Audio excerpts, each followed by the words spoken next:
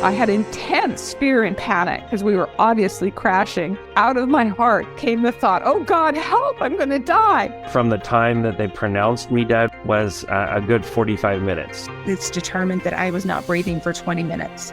They cut my clothes and then they paddled my heart because my heart had stopped. And I could see people screaming and crying, but I didn't realise that was actually my physical body because I was somewhere else.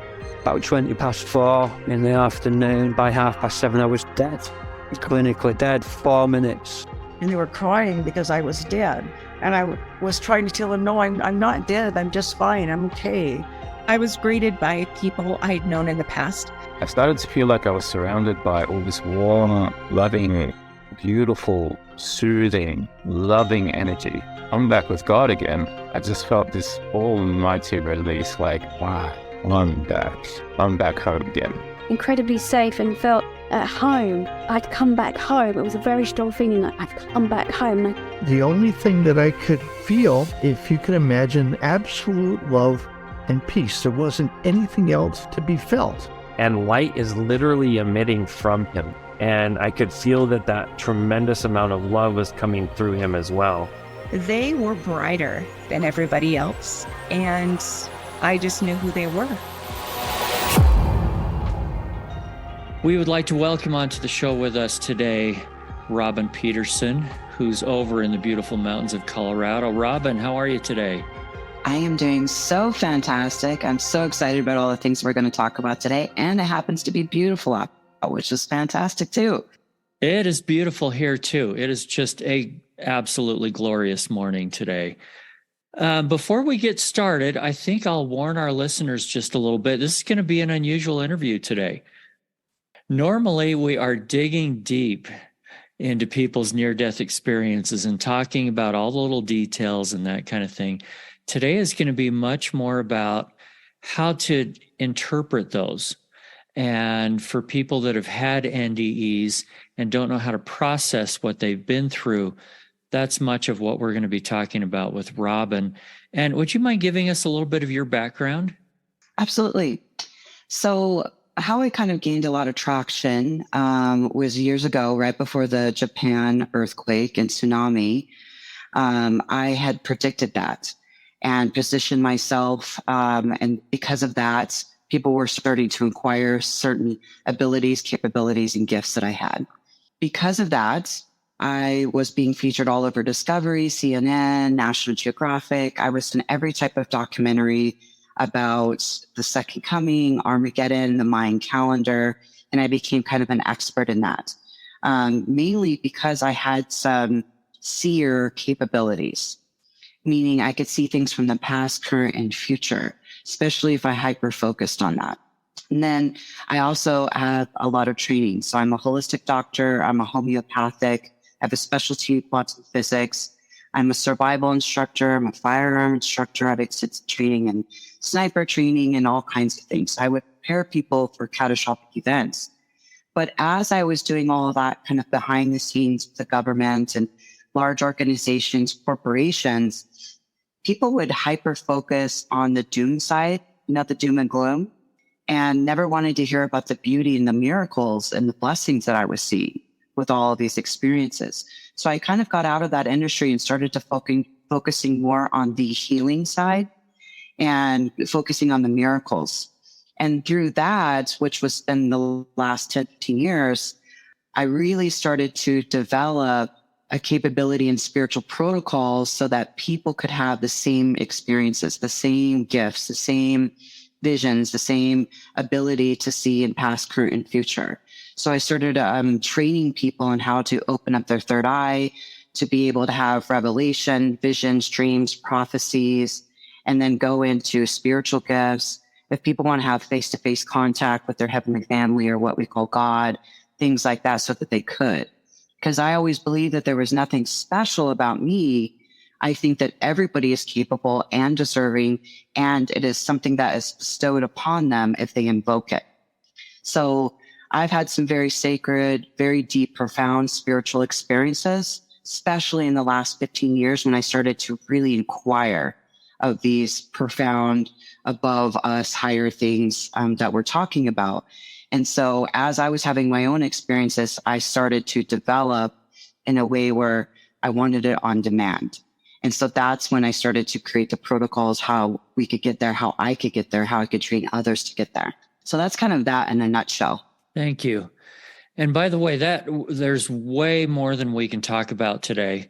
And we will put links in our show notes of how people can get a hold of you and find further information on some of these things. I'd like to start with people that have had a near-death experience specifically, since that's what mostly is on our show here. And one of the things that I find as I'm talking with these wonderful people who are sharing with us is that it's very difficult to process what they've been through. There are a really high number of divorces, for example, with people that have had NDEs. I don't know the reasons why. I don't know that anybody has really studied that specific thing, but I know that people are often changed. And so let's talk a little bit, Robyn, about how do people process a wonderful experience like this that they have had?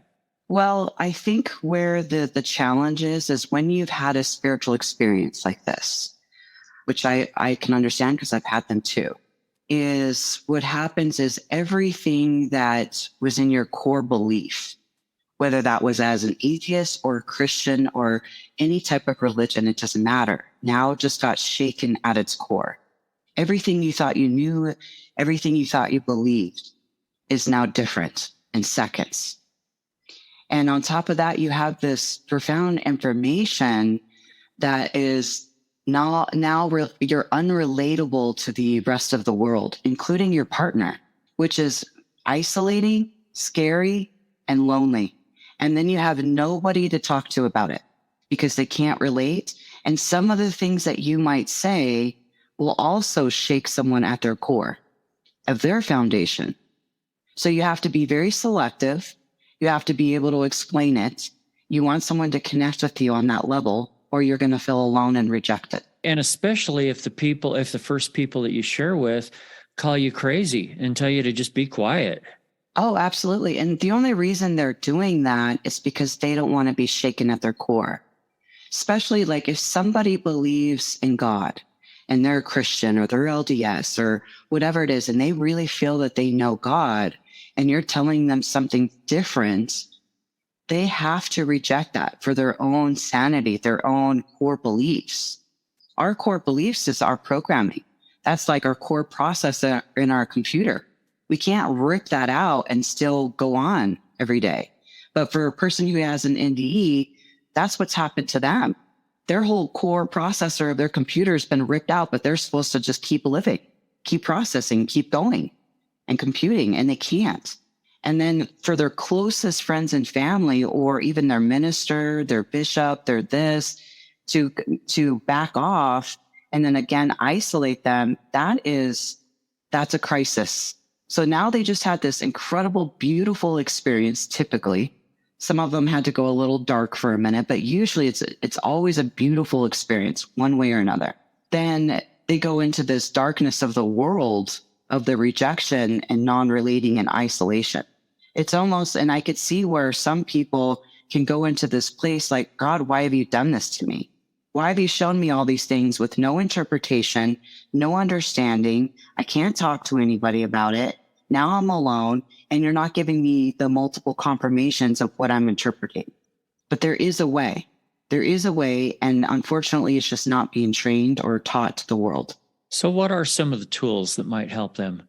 Well, first, I think that there's this misconception, especially if you're a believer, that we've been taught to be humble, content, and praise for what we have and what we've received, instead of inquiring, almost demanding more, asking for more, and seeking more. So there's a big difference there. Because humble means like you're not inquiring in a way. You're not seeking. You're not asking more of God or the world or whatever. It's kind of like waiting upon the Lord kind of feeling. But humbleness is really about being teachable. And when you're teachable, so for instance, everybody has dreams. There's normal dreams, and then there's a dream that you have that's just different. You know it's different.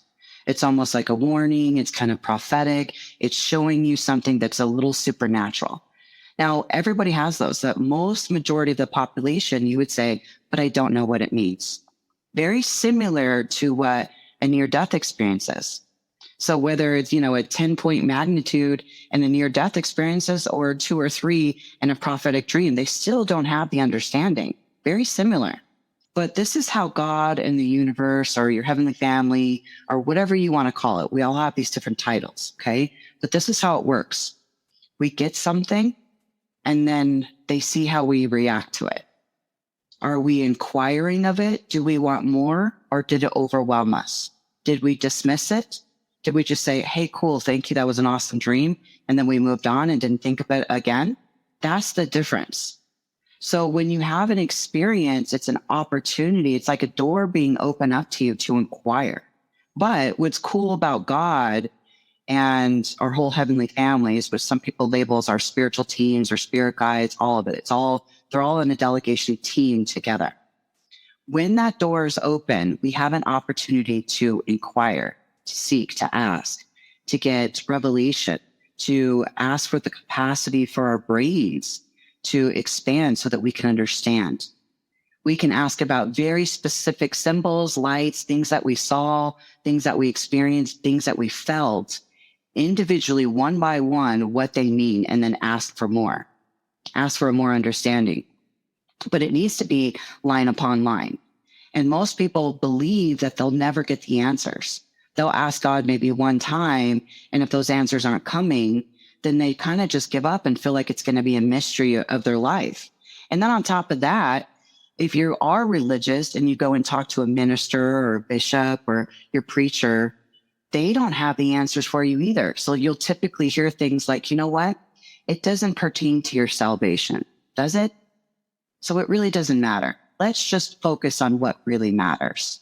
And that's a way of justification or a blow off to you because they don't have the answers either. And then you give up again. So I would say it all starts with believing that you can inquire and get more. You don't have to have a near-death experience to have that same experience again. And the cool thing about a near-death experience is now just open something up in the brain physically to where you can now produce higher levels of DMT in the brain, which is in the pineal gland. And in that capability, you can now learn how to produce even more levels of DMT instead of dying to do it. And so there are some spiritual protocols that you can do that take some practice. The more you put into it, the better it's going to be. But really, everybody has that capacity, but not everybody's willing to put in the work and experiment. And if I may just add something to this, I think sometimes it's beneficial to just be able to discuss this with somebody that can relate to it and be completely non-judgmental about it. And a good place to find others like that is on the IANS groups, the International Association for Near-Death Studies.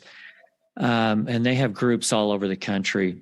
And most of these, I've been to some of them, are just wonderful, again, very non-judgmental people that it's good. It's kind of a shoulder to cry on type thing. And I think that can be helpful emotionally as well as the spiritual side that you're talking about. Absolutely. I was just going to say that all of my clients who do like my spiritual awakening classes that are trying to have these experiences or get confirmation about those experiences, I always put them onto group chats and they all have each other's contact. I have group chats going on still to this day from over 10 years ago because they have all become best friends. They can talk about things with each other that they can never talk about with their spouse because they are now relating, they're bonded together, and they can give multiple confirmations to each other. Now, that's the key. Confirmations are way more important than even the experience itself. I'll give you an example. If God comes to me face to face, that is a pretty profound experience. Like almost everybody in the world would love that, okay? But a month later, my human self is going to go into doubt. I'm going to question it. I'm going to wonder if I was hallucinating. I'm going to wonder if I am being deceived. I'm going to wonder if I have a mental illness. If I made the whole thing up, was it just a dream? Or maybe I had a fever. All of that stuff is going to come into play, and you're going to doubt. So this is why the scriptures say that we need a first, second, and a third witness. So let's just look at witnesses more of a confirmation.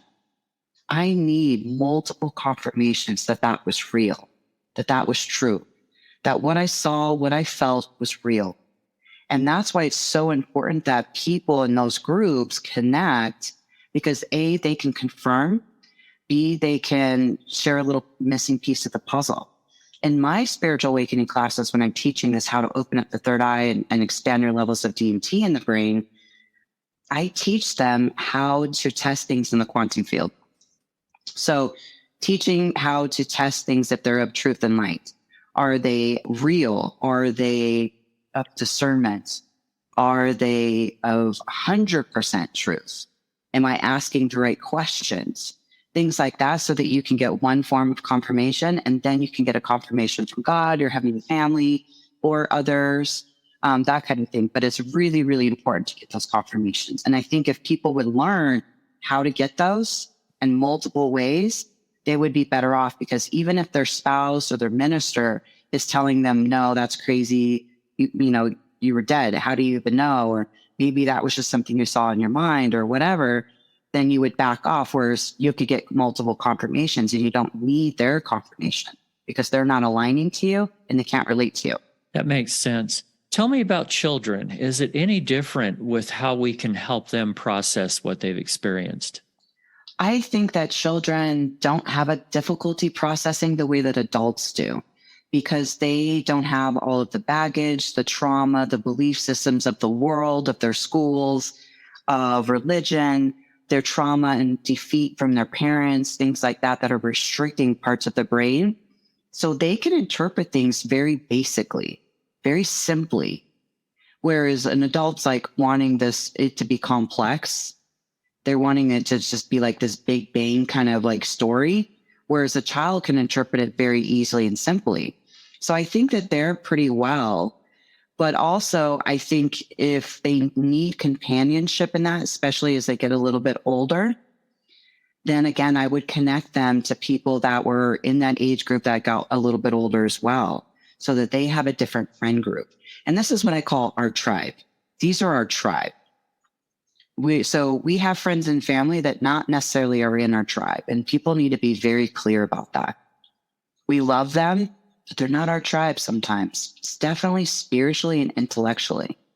And so we have to find our tribe. Even if we had one or two in our tribe that we felt bonded with and connected with in these spiritual experiences, we will be okay. We can process. So it's not any different from an adult or a child.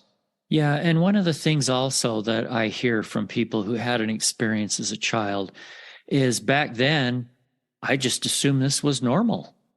Like everybody, has an out-of-body experience and goes to heaven and comes back and like no big deal.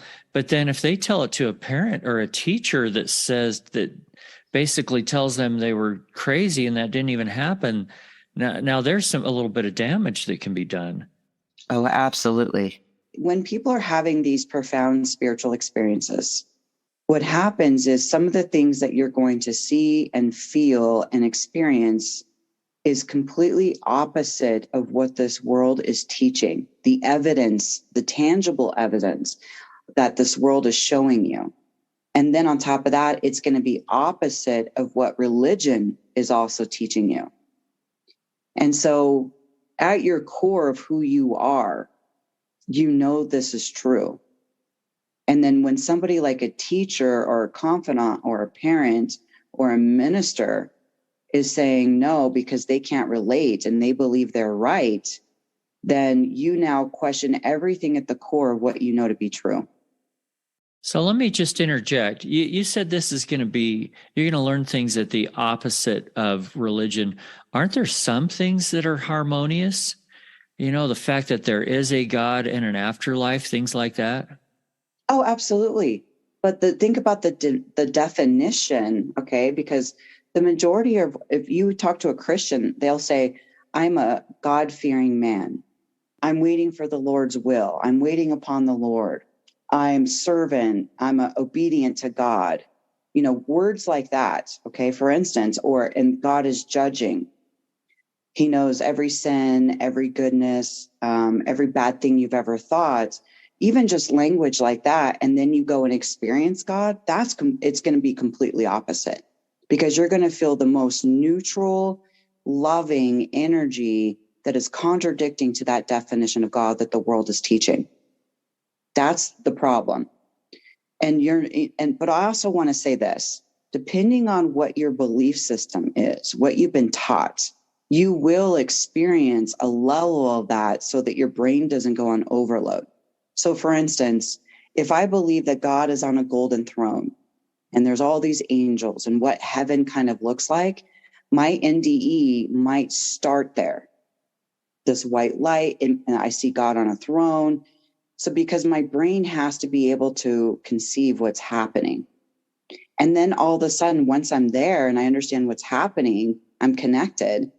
God might come off that throne and have a one-on-one experience with me. But you couldn't start with that one-on-one experience because your brain needed to say, this is where I'm at first. This is what it looks like for me. This is what it would feel like. And then once you're there, he'll take you to a different level. And then that's when you feel all the stuff. That's when you can see other things. But all of that is going to change your definition of what God is and what the world is teaching that God is, because of the feelings you're getting, which is non-judgmental, which is very neutral. He's not a guru that needs to be praised and worshiped. He's so relatable with you. It's almost like you guys are partners in such this knowing of a relationship. And that's very casual and very neutral, which is a hard thing to comprehend. And it's a hard thing to explain to other people. Okay. I have a couple more questions. This one I think you've touched on just a little bit already, but I want to ask it in a different way. And that is, for someone who has not had a near-death experience, but thinks, oh, that would be so cool. I need to have that. I need those gifts.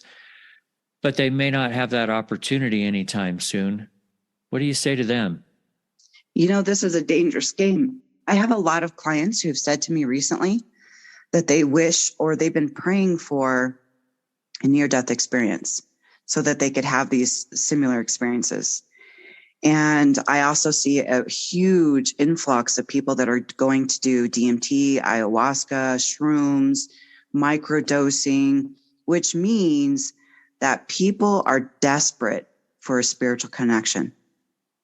And what I want to say is that an NDE or an ayahuasca journey is not going to make you interpret.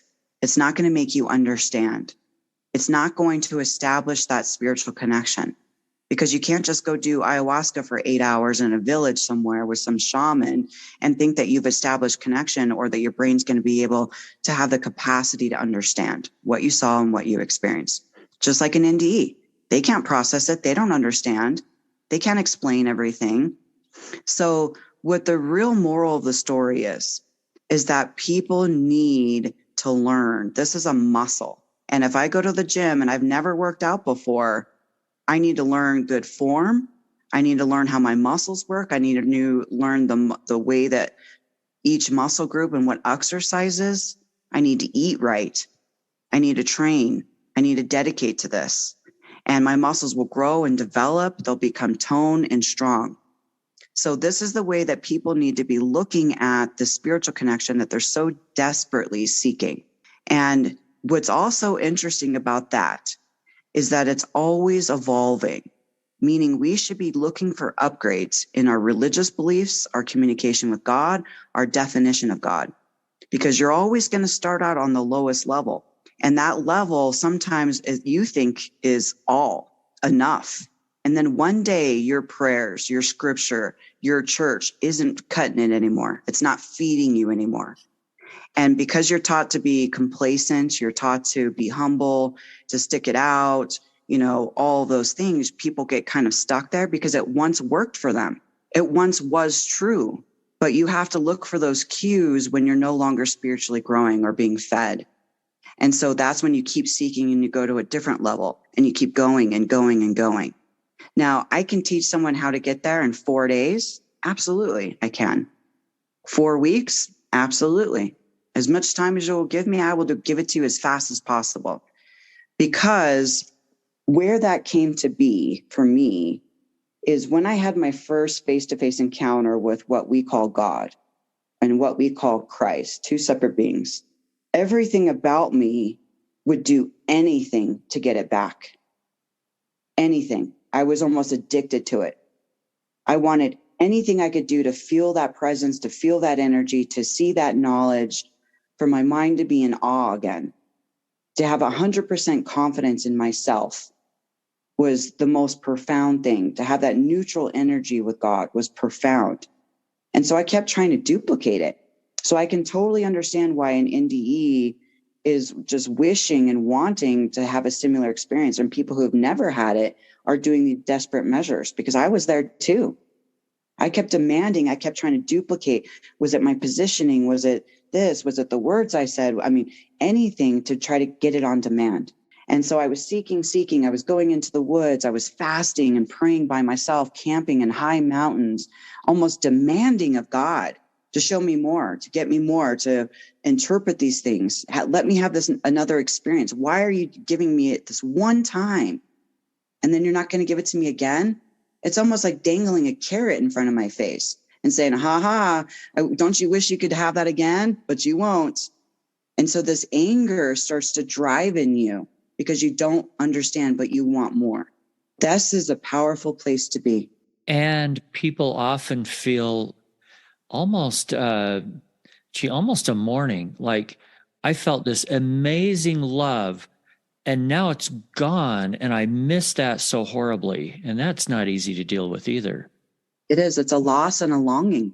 And most people, and again, it goes back to the humbleness, like we don't know God's will, we don't know why God takes lives. We don't know this.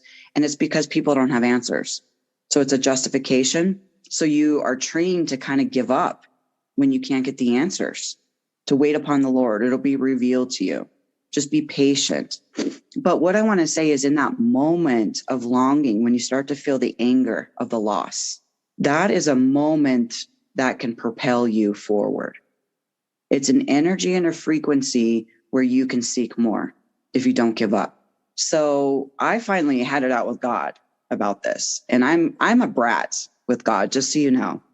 I'm never complacent. I'm always kind of demanding. I'm very direct. And when I'm angry, I let it be known. And so for me personally, the most revelation I've ever received was when I have it out.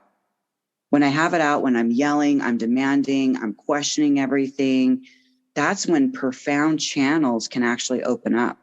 Because your frequency, your intention, your momentum in that energy of your frequency is propelling you to receive. After I had these experiences, I want to be clear, I was able to continue to hear God audibly, but I couldn't demand or duplicate having the face-to-face encounter. That's where I was frustrated. So yes, I should be, lucky and count my blessings that I could still have audible connection. Sure. But I wasn't, because I'm a brat. I wanted more. So I'm having it out with God, and audibly he says to me, Robyn, a lot of people feel this way.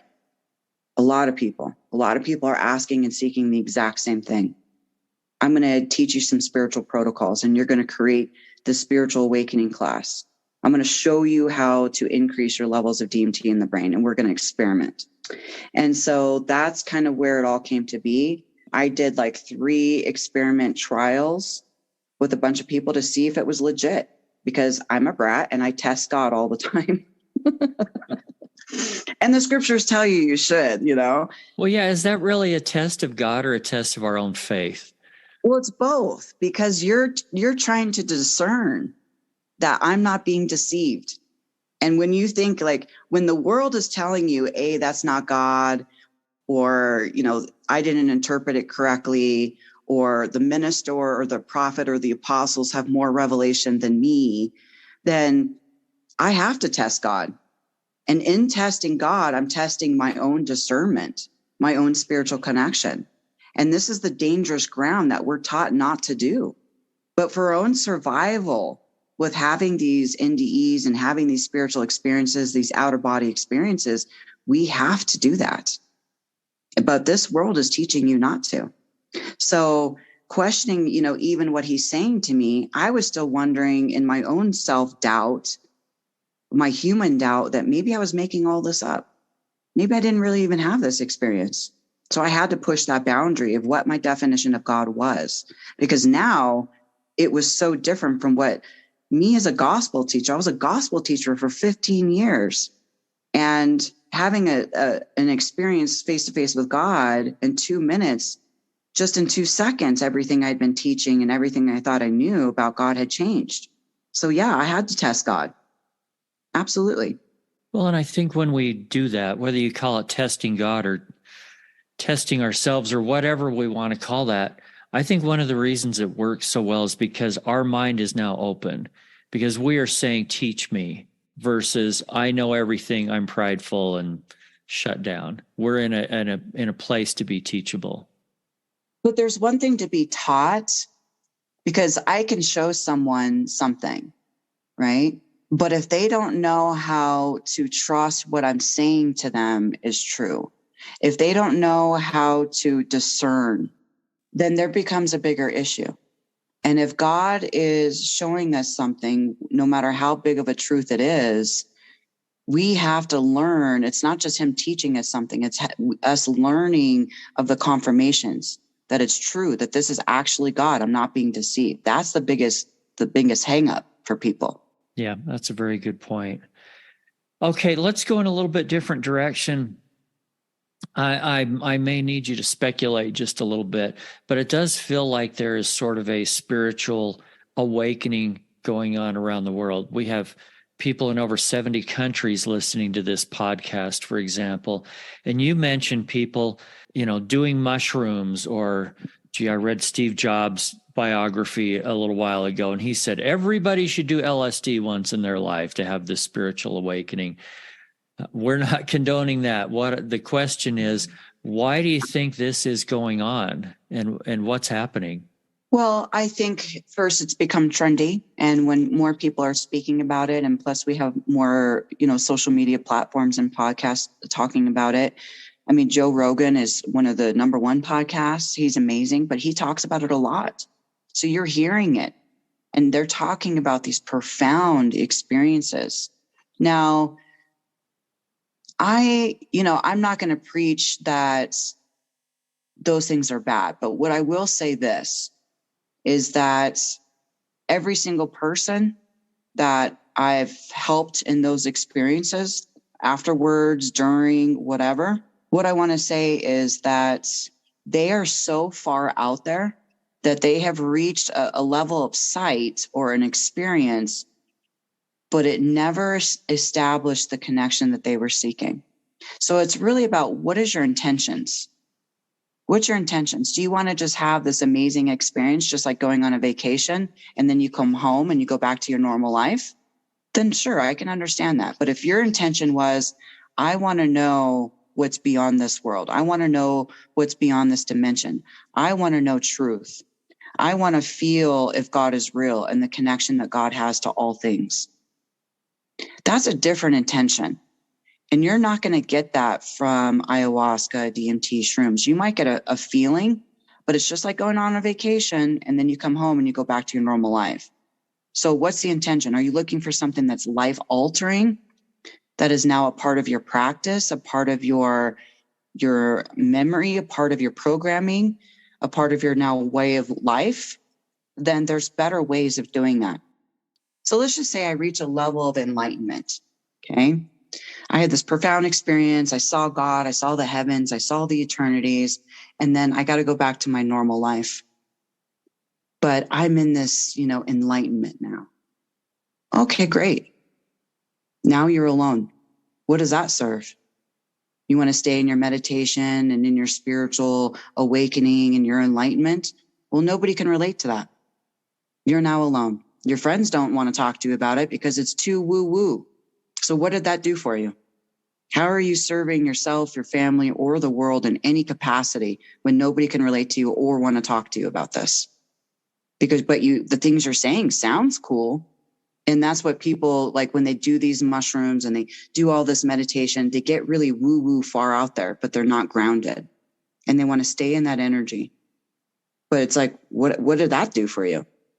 So again, it has to be all integrated. We live in this world, and this world is not up there in those higher dimensions.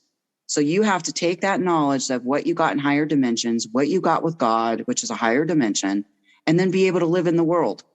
Does that make sense? And most people can't. Yeah, it's something that we need to learn how to do.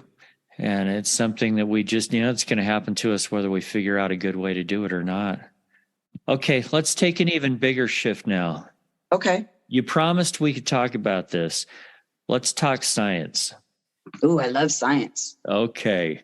I've had multiple people that have been on this show talk about when they were in the spirit world, they learned quantum physics. From start to finish, they understood the universe and vibrations and all of these things. And when they came back, they knew that they had learned it, but they couldn't really remember it.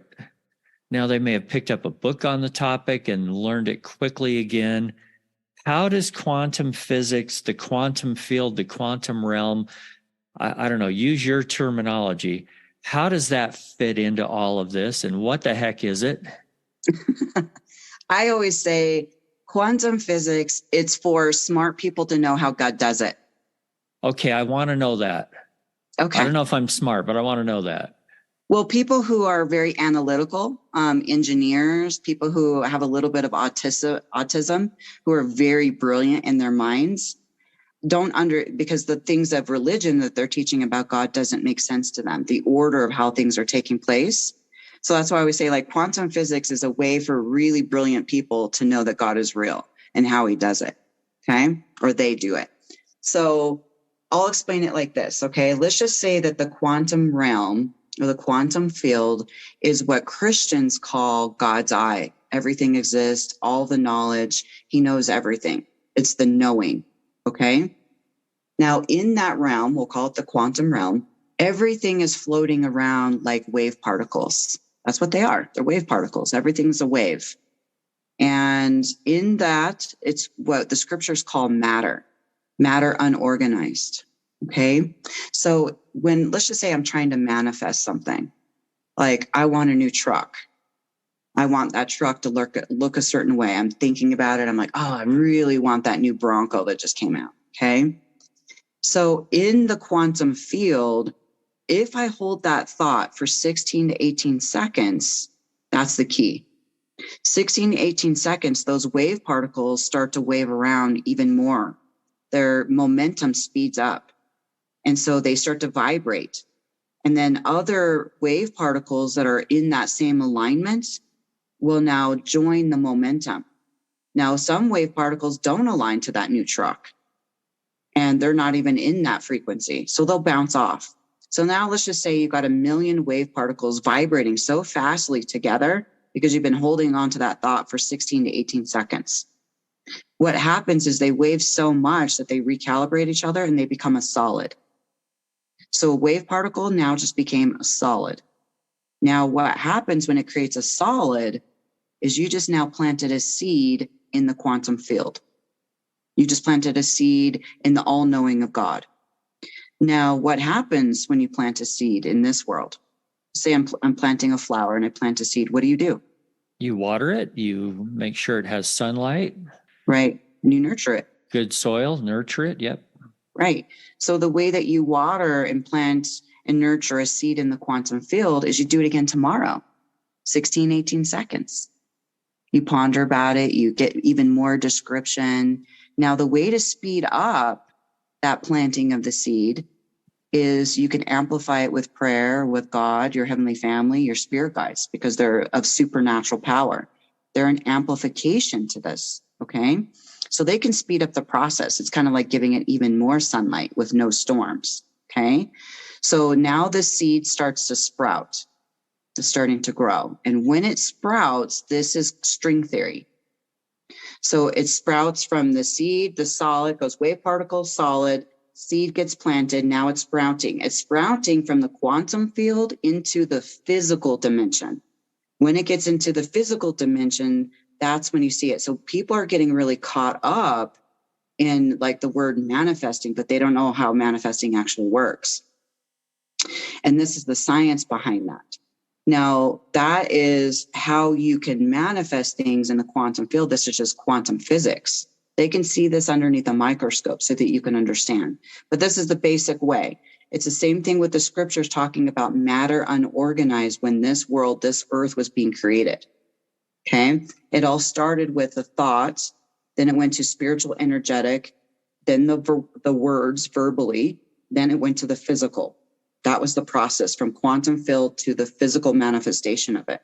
Another way of, I want to talk about quantum entanglement. If Robyn sits next to Sally for more than 20 minutes, our energetic fields are going to do the exact same thing those wave particles did. We're going to start to vibrate because she's a little bit different than me. So it's recalibrating my energetic field and I'm recalibrating hers. This is why you become who you hang out with. This is why if your friends are broke, you're broke. You're not that much above them. If you want to be a millionaire, you hang out with millionaires. You hear stuff like that all the time, but they don't know why. Okay. They think it's mindset, but it's not. It's quantum entanglement. So if I sit next to Sally for 20 minutes, my vibration starts to vibrate so much, and hers does too, that we start to spin around each other in the quantum field. And then we recalibrate each other. So once it's recalibrated, we stop spinning. She got a part of me and I got a part of her. This is also why all things are connected, because we're constantly recalibrating each other. Anytime we get introduced to a new quantum or an energetic field or a spirit or anything, it's going to recalibrate us and we're going to recalibrate it. It becomes a part of me. I become a part of it. That's quantum entanglement. That's how women's menstrual cycles get aligned. If anybody has a wife and daughters, especially if they have more than one daughter, it can be real tough in the household during a menstrual cycle because they're all in the same cycle. I have 4 daughters. I remember those years. Yes. And if you're a coach or something and you have a female team, you're like, oh my goodness, how could this be? How could they all be on the same cycle at the same time? Everybody's PMSing at the same time. And it's because of this. It's a pheromone, but it's also a quantum entanglement. That's why they're aligning to each other. So let me ask this question. We're getting away from the cycles here, if you don't mind. But the quantum entanglement, as I'm trying to understand it, the person next to us, that person and I are sort of recalibrating to each other. Now, what if I want to go to the state prison and spend some time with people that are incarcerated to help them, to lift their spirits, whatever? Does that mean I'm also being drugged down to their level? Well, let's not use the language drug down. Okay. Because that would be a judgment that you're placing that they're in a worse place than you. But they actually could be further along in this spiritual exaltation than you are. So, but yes, to answer your question bluntly, you will be recalibrating them and they will be recalibrating you. That doesn't necessarily have to be a bad thing because everything is all connected. If we're all connected through energetic cells, and my brother who's in prison is one of our weakest links in the human race, let's just look at it that way. Okay. If he's our weakest link, I can never rise to my full potential if he doesn't. So if I can even raise him 2 levels, then I can go 2 levels. And I need to be able to recalibrate him to recalibrate me. And I also, on a mental level, I need to understand where they're at. How did they get here? So that I can understand and have neutral energy, which is really Christ energy or God energy, that neutral energy, and how this happened. So I can relate. So that's a very beautiful thing. It doesn't mean that they have to pull you down and drain your energy. Now, that does happen for people because they don't know how to process that. They'll take on the burdens of others and then they'll feel like garbage. They'll feel down and then they'll avoid things like that. But I also want to mention, going back to why so many NDEs have divorce, is because they just got really high calibrated with a spiritual experience, God energy, higher dimensions. And then they come back down and then they're talking to their spouse and their spouse is recalibrating them. And they're like, no, I can't do this. I can't go back. And then they go on this journey of seeking somebody that will be alignment to them. So this whole thing of needing to recalibrate, if we feel drugged down, being around the presence of someone at this, how did you call it? Lower calibration? Mm-hmm. Let me just use an example. You tell me your thoughts on this that I read recently in the Bible. So Jesus is criticized for being around sinners, but he spends time with sinners. He spends time with people that are sick, healing them. And then if you notice, there's kind of a pattern. After he did a bunch of this, he would then go by himself up into the mountains for a few days or a few hours anyway. Was he doing that to recalibrate himself back to the higher level that he's comfortable at? Yeah, he was filling up his cup. Yeah, and so maybe that's a good example of what we should be doing. We shouldn't be avoiding. And when I used the prison example, I'm sorry if that was harmful to some people, but I just wanted an extreme example of, let's say there's this horrible axe murderer, and I want to try to do something good and go lift him up. But then afterwards, I may feel like I need to go spend some time lifting myself back up. Absolutely. Absolutely. And I want to give some examples of that. Okay. Yes. The way that we can do that is, instead of trying to manipulate, there's different forms of manipulation. There's good manipulation and bad manipulation. Okay. I'll give an example of good manipulation. Let's say I'm a church member and somebody in my congregation is ill and sick. And they're like, hey, this person could really use some meals brought in. And I'm the first to jump on it. And I have this, let's just say a 30, 40% a subconscious belief. Well, I'm going to prepare this amazing meal. People are going to know how righteous I am. She's going to think I'm a great cook. And people are like, oh, Robyn brought in meals for her. So I'm getting an ego boost. That's a good form of manipulation. You don't have bad intentions, but you have a little bit of manipulation. Okay. Same thing if I go to a prison and I think that they're in a mind space where it's not very conducive to their potential. Okay. And I'm trying to manipulate them to think the way that I think. That would be a form of manipulation because I want them to be better, do better, feel better. Okay. Now, the better way, and then you go and you experience that, and the person that brought the meals could now get sick. The one who goes to the prison might feel drawn or dragged down. Okay. Now, what you want to do is, instead of that manipulation and taking it on, the sickness, taking on the low vibration, the sadness, the defeat, because what's happening is you're weakening them energetically. You're saying, hey, I know you're sick. I know you're not capable of providing for yourself. I'm going to do this for you. You go to a prison and you're saying, hey, I know you're not capable. You grew up in a horrible environment. You're not strong enough or wise enough. So I'm going to do this for you. And I'm going to take upon some of this energy for you, which is a very lovely thing to do. That's a very lovely characteristic, but it weakens them. So instead of taking on that energy, because it also weakens you, what you want to do is call upon everything you would want for them. So for instance, if I was in that prison, I could see someone struggling mentally, physically, spiritually. What I'm going to do is call upon everything that I want them to have, everything I wish somebody would have done for me in that situation. I'm going to bless them with understanding, clarity, revelation, spiritual connection, health, beauty, compassion, growth, motivation, the diligence to push it through, that they can overcome, that they can be everything that they ever were capable of being, that they can reach that. Do you see the difference from that versus me taking on their doom and gloom? Yeah, absolutely. So that will recalibrate me and them. And you can do this in your mind. You can do this in your prayer. You can ask God to do this instead of taking on the woe is me. Woe is me for them. I feel so bad for them. That when you are feeling bad for someone, that is never a good thing, because you're taking power away from what you really want them to have and what they're wanting to experience.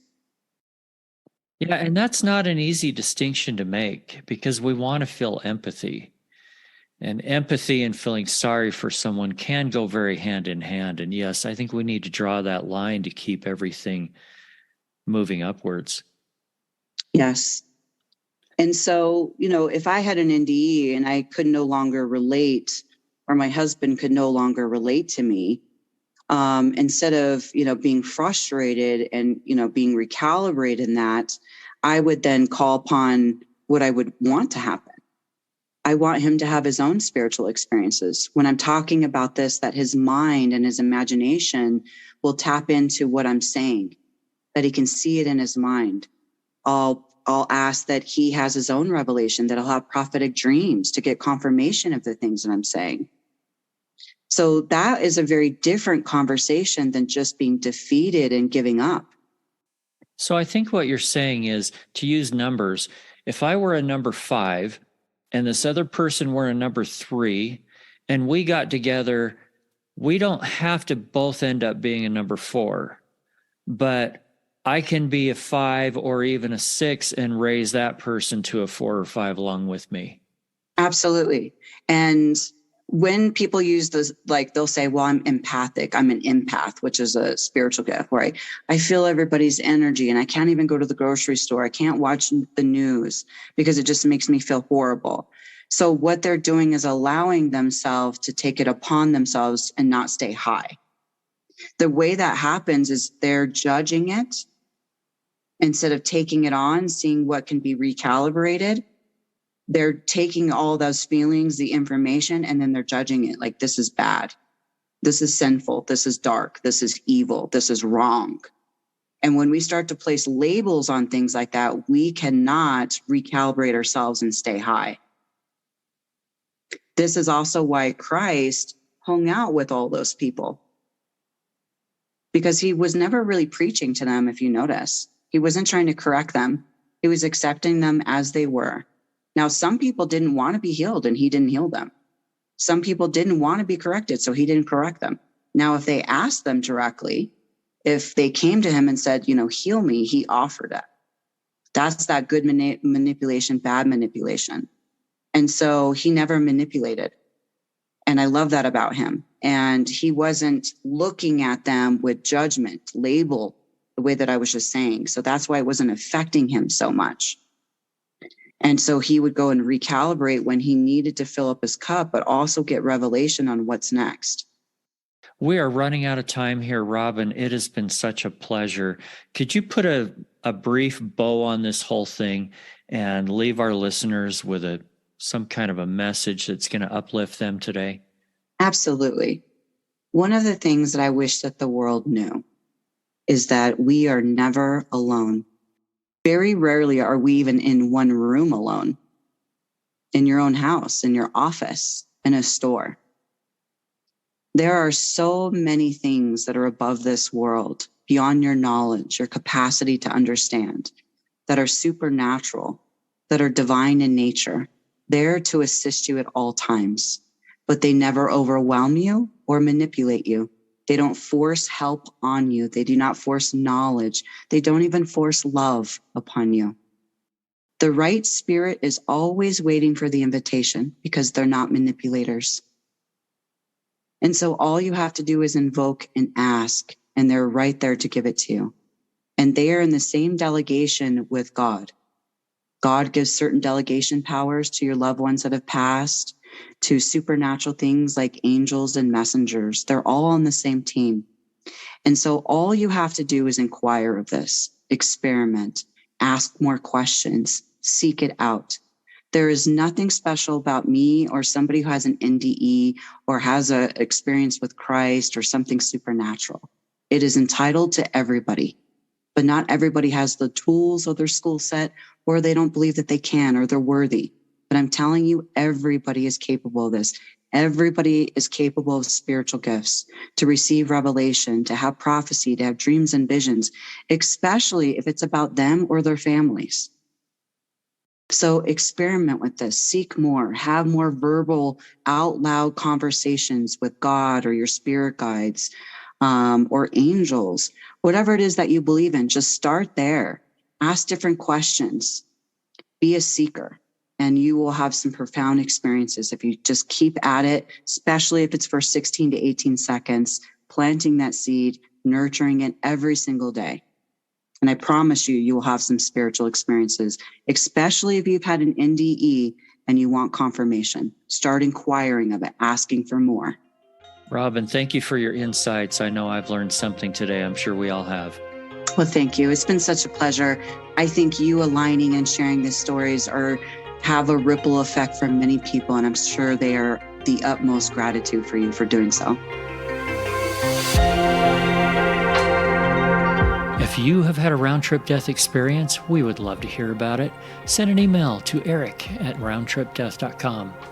And lastly, if you have found this program uplifting, if it's given you just a little more hope in the future, share it with a friend, hit that follow button, and take a few seconds to write us a review. Until next time, I wish you everything good that you're looking for in this life and the next.